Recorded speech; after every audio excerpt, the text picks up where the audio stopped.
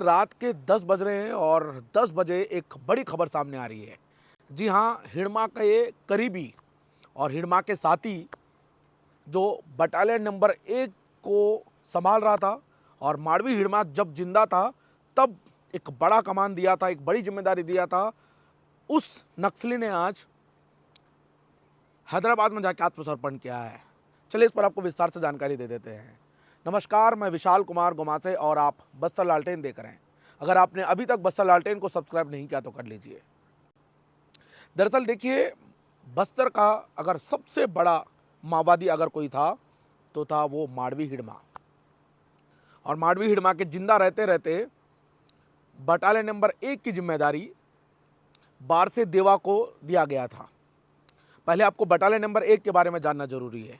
देखिए, battalion number 1 एक मजबूत बटालियन था, यानी कि बस्तर में डीआरजी का जो सुरक्षा बलों के जवान हैं, उस तरह से माडवी हिड़मा ने बटालियन नंबर 1 को बनाया था। और बटालियन नंबर 1 में नक्सलियों के टॉप लड़ाकू थे और उसे पहले तो माडवी हिड़मा संभाल रहा था, लेकिन कुछ वक्त बाद जैसे कि आपको बता दूं, मैं पुअर्ती में एक बड़ा मुठभेड़ हुआ था टेकलगुड़म में। उस मुठभेड़ का मास्टरमाइंड हालांकि माडवी हिड़मा को कहा जाता था, लेकिन माडवी हिड़मा उस मुठभेड़ का मास्टरमाइंड नहीं था। उस मुठभेड़ का मास्टरमाइंड बारसे देवा था। जी हाँ, आज ये नक्सली हैदराबाद में जाकर आत्मसमर्पण किया है, ऐसी खबर आ रही है। लगभग 40 से 45 नक्सलियों के साथ ये हैदराबाद में जाकर समर्पण किया है। और सबसे बड़ी बात बता दूं आपको मैं, अब बारसे देवा को हैदराबाद में जाकर समर्पण क्यों करना पड़ा? अब ये सवाल उत्पन्न खड़ा हो जाता है भाई साहब। छत्तीसगढ़ की सरकार से नक्सलियों को कोई उम्मीद नहीं था। मतलब बारसे देवा को डर था कि कहीं मुझे मुठभेड़ में मार ना गिराए। इसी वजह से बारसे देवा ने हैदराबाद में जाकर समर्पण किया, ऐसी खबर आ रही है। अब बारसे देवा छत्तीसगढ़ का, बस्तर का एक सबसे बड़ा माओवादी था।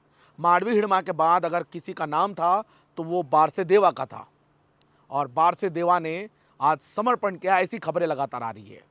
अब ऐसे में साफ हो जाता है कि छत्तीसगढ़ के बस्तर में जिन नक्सलियों के नाम से दहशत था, वो नक्सली या फिर खत्म होते जा रहे हैं या फिर समर्पण करते जा रहे हैं।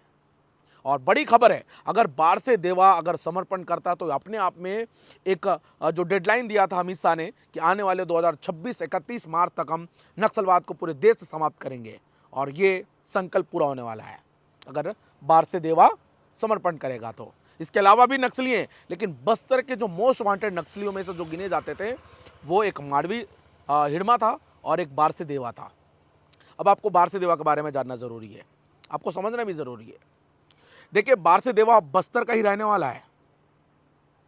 बारसे देवा ने अब तक कई सारे घटनाओं को अंजाम दिया है। तो देखिए, मेरी जानकारी में आपको बता दूं, माडवी हिड़मा कुछ ही जगहों का मास्टरमाइंड था।